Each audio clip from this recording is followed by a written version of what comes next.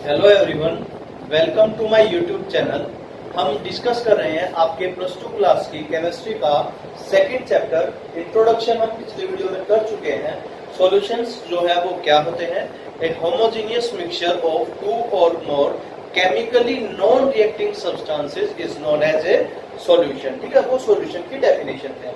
अब सॉल्यूशन में हमने कहा कि दो या दो से ज्यादा चीजें, तो अगर दो या दो से ज्यादा चीजें हैं, इसका मतलब क्या होगा कि एक चीज कम अमाउंट में हम लेंगे, दूसरी जो है वो एक्सेस में लेंगे, ज्यादा अमाउंट में लेंगे। तो जो चीज हमने कम अमाउंट में ली है उसको हम कहते हैं सोल्यूट, और जो चीज हमने ज्यादा अमाउंट में ली है उसको हम बोलेंगे सोलवेंट। तो ये हम पिछले वीडियो में डिस्कस कर चुके थे। इसके साथ साथ हम कुछ कंसंट्रेशन टर्म्स जो है वो भी डिस्कस करके आए हैं पिछले वीडियो में, जैसे कि wait by wait percentage, volume by volume percentage, weight by volume percentage, और इनके साथ साथ कुछ जो है बेसिक जो है, इनसे आगे जब हम चलते हैं तो मोलैरिटी और मोलैलिटी के बारे में हमने पढ़ा और मोल फ्रैक्शन के बारे में पढ़ा। तीन जो है इनमें से वो बिल्कुल बेसिक टर्म्स थी आपकी, mass by mass, weight by weight और mass by mass, mass by volume और वॉल्यूम बाई वॉल्यूम। ठीक है, ये जो बिल्कुल है तीनों बिल्कुल बेसिक है। और इससे आगे अगर मोल की हम बात करें, जब हम मोल का कंसेप्ट यूज करते हैं तो मोलैरिटी, मोलैलिटी और मोल फ्रैक्शन जो है वो हम कैलकुलेट करते हैं। इनके साथ साथ एक कंसंट्रेशन टर्म और होती है नॉर्मेलिटी, जो कि हम नंबर ऑफ ग्राम इक्विवेलेंट का यूज करके निकालते हैं। तो अगर उसकी जरूरत पड़ी तो उसको भी हम कैलकुलेट अगले वीडियोस में करेंगे। ठीक है, तो आज इस वीडियो में जो हमने पिछले वीडियो में सॉल्यूशन की जो कंसंट्रेशन टर्म्स है उनकी डेफिनेशंस पढ़ी थी, उनके फॉर्मूले पढ़े थे, उनसे रिलेटेड कुछ न्यूमेरिकल्स जो है वो हम सॉल्व करेंगे। तो आइए शुरू करते हैं। दो जो न्यूमेरिकल है आपकी बुक में, एनसीईआरटी की बुक जो है वो हम फॉलो कर रहे हैं। प्रैक्टिस के लिए हम कुछ और न्यूमेरिकल्स जो है वो भी आगे कंटिन्यू करेंगे नेक्स्ट वीडियोज में, जब हमारी ये वाला जो चैप्टर है इसकी थ्योरी जो है जब कंप्लीट हो जाएगी। ठीक है, तो फर्स्ट जो न्यूमेरिकल है वो देखिए, calculate mole fraction of ethylene glycol. हमें क्या करना है? इथाइलिन ग्लाइकोल का मोल फ्रैक्शन कैलकुलेट करना है। ठीक है, इथाइलिन ग्लाइकोल का फॉर्मूला जो है वो हमें दिया गया है C2H6O2। ठीक है, in a solution contains 20% by mass of C2H6O2। अब देखिए क्वेश्चन को एक बार फिर से पढ़िए। जब तक आपको क्वेश्चन का स्टेटमेंट समझ में नहीं आ जाएगा आप क्वेश्चन को सॉल्व नहीं कर सकते। आपके केमिस्ट्री की जो यूनिट है सॉल्यूशन, ये फिजिकल केमिस्ट्री की यूनिट है। न्यूमेरिकल्स जो है इसमें से अक्सर पूछे जाते हैं। इसके अलावा जब आप कॉम्पिटिटिव एग्जाम्स की तैयारी करते हैं तो इस यूनिट में से बहुत सारे न्यूमेरिकल्स जो है वो बन के सामने आते हैं। ठीक है, तो आप इन सारे क्वेश्चन को जो भी हम प्रैक्टिस करेंगे आगे थोड़ा ध्यान से करेंगे। ठीक है, तो फिर से पढ़ते हैं एक बार।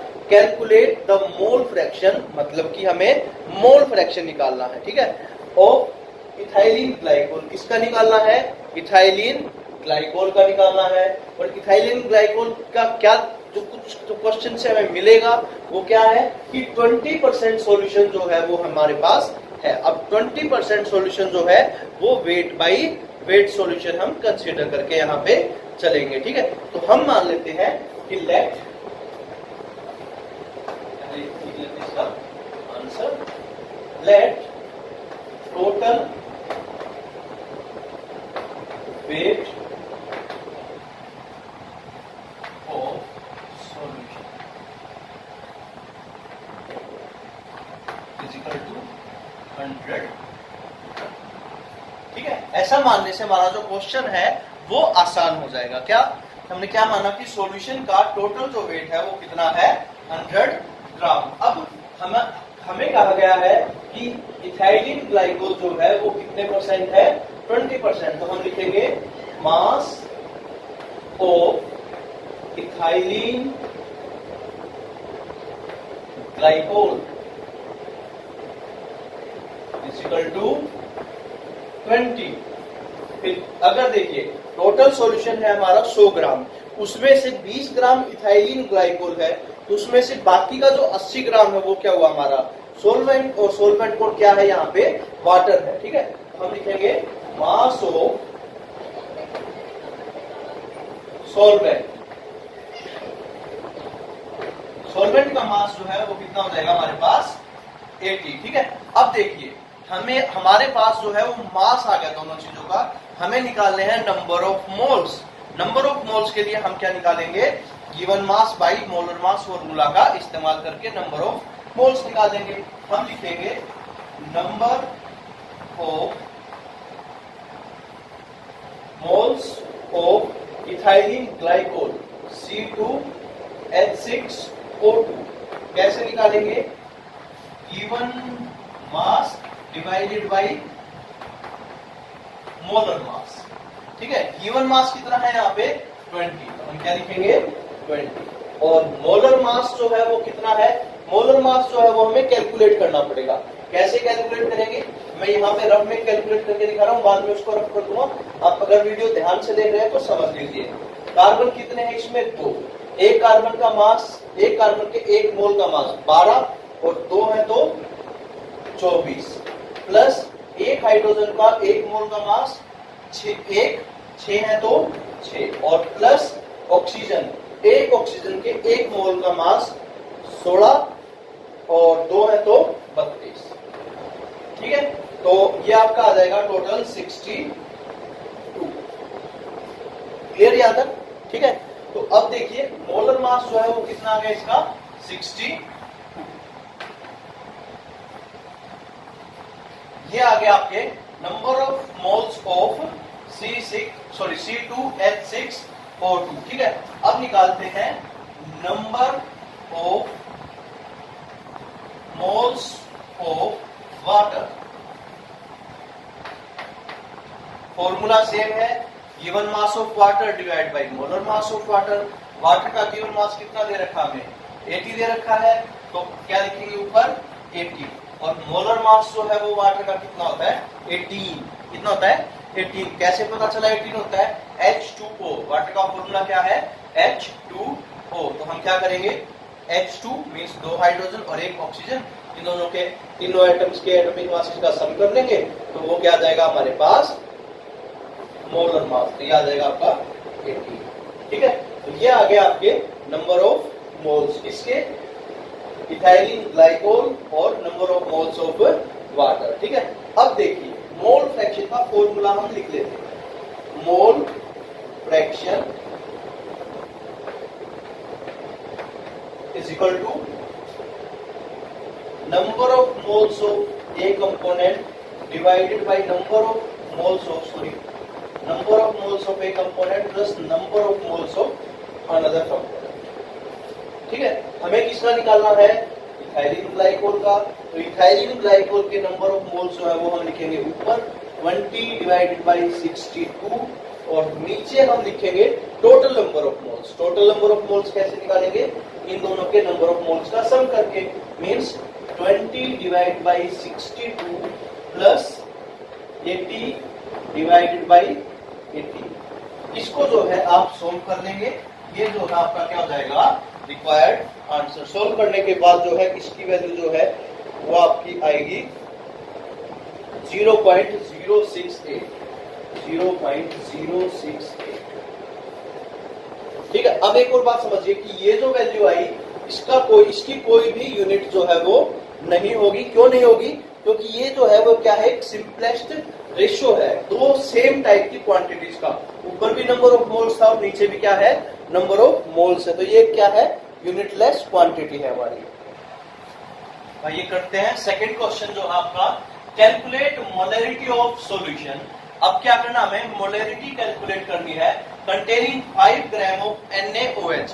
5 ग्राम NaOH सोडियम हाइड्रोक्साइड को डिसोल्व किया गया 450 ml of solution, 450 ml solution के अंदर। ठीक है, तो सबसे पहले हम लिख लेते हैं given mass of NaOH is equal to 5 gram. Given mass लिख लिया। उसके बाद हमें निकालने हैं number of moles. Number of moles के लिए हमें चाहिए मोलर मास। मोलर मास निकालना पड़ेगा पहले। हम लिखेंगे molar mass is equal to, अगर आपको मोलर मास कैलकुलेट करना नहीं आता तो आप 9th क्लास की जो वीडियोस हैं वहां पे जाके चेक कर सकते हैं, और आपको कोई डाउट है तो आप कमेंट बॉक्स में कमेंट करके पूछ सकते हैं, ठीक है। तो मोलर मास जो है आपको सिंपली क्या करना होगा, जितने भी एटम्स वहां पे प्रेजेंट है उस मॉलिक्यूल के अंदर, उस मोल के अंदर, हम उनका क्या कर देंगे, सिंपली टोटल कर देते हैं उनके मोलर मासेस का, ठीक है। तो हमारे पास दिया गया है मोलर मास ऑफ NaOH। फिर भी आप समझ लीजिए, Na मीन्स सोडियम, सोडियम का जो मास है एक एटम का वो है 23, ठीक है, प्लस ऑक्सीजन का 16 प्लस हाइड्रोजन का 1, और ये हो जाएगा आपका टोटल 40, ठीक है। मीन्स सोडियम हाइड्रोक्साइड का अगर हम एक मोल लें तो उसका वजन कितना होगा, 40 ग्राम। ये एक मॉलिक्यूल का वजन नहीं है, ये एक मोल का वजन है, ठीक है, मोल का मास है ये। अब हम क्या करें, क्या कैलकुलेट करेंगे, number of moles, number of moles is equal to number of moles means given mass divide by molar mass, which is equal to 5 divide by 40 and which is again equal to 1/8। कितना आगे, 1/8। उसके बाद हम क्या करेंगे, molar mass का number of moles आ गया हमारे 1/8। हमें क्या कैलकुलेट करना था, मोलैरिटी कैलकुलेट करनी है। तो हम क्या लिखेंगे, मोलैरिटी की डेफिनेशन या फॉर्मूला जो है वो एक बार लिख लेंगे। हम क्या लिखेंगे, molarity is equal to number of moles of solute divided by volume of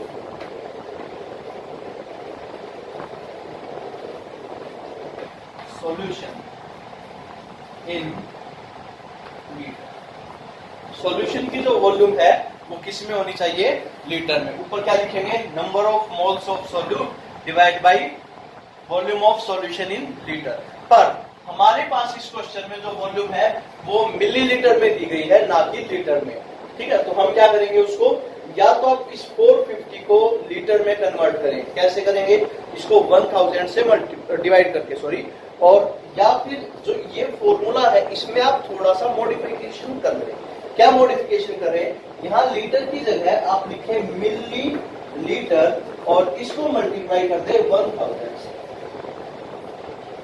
आमतौर पे हम ये वाला फॉर्मूला ज्यादा इस्तेमाल करते हैं, क्यों, क्योंकि हम जो सॉल्यूशन प्रिपेयर करते हैं लैब के अंदर वो मिलीलीटर्स में ही प्रिपेयर करते हैं, ठीक है। इतनी ज्यादा अमाउंट में हम कि लीटर्स में सॉल्यूशन बनाएं ऐसी कभी जरूरत नहीं पड़ती। तो हम इसमें ये वाला फॉर्मूला जो है ज्यादा इस्तेमाल करेंगे, ठीक है। तो मैं इस तरफ जो है इसको अब सॉल्व कर रहा हूँ, ठीक है। नंबर ऑफ मोल्स हम निकाल चुके हैं, कितने हैं, 1/8 डिवाइडेड बाई, मोलैरिटी के लिए नीचे चाहिए वॉल्यूम ऑफ सॉल्यूशन, कितने सॉल्यूशन के अंदर डिसॉल्व किया था, 450 के अंदर, 450 और मल्टीप्लाइड बाई 1000, रीअरेंज करेंगे 1/8 इंटू 450 इंटू 1000, स्लाइडली हम इसको कैंसिल कर सकते हैं, 4 25 5 5 एंड 9 आपका 5 डिवाइड बाई, ठीक है। और इसको जब आप सोल्व कर लेंगे इस क्वेश्चन को, तब आपकी जो वैल्यू है वो आ जाएगी 0.27।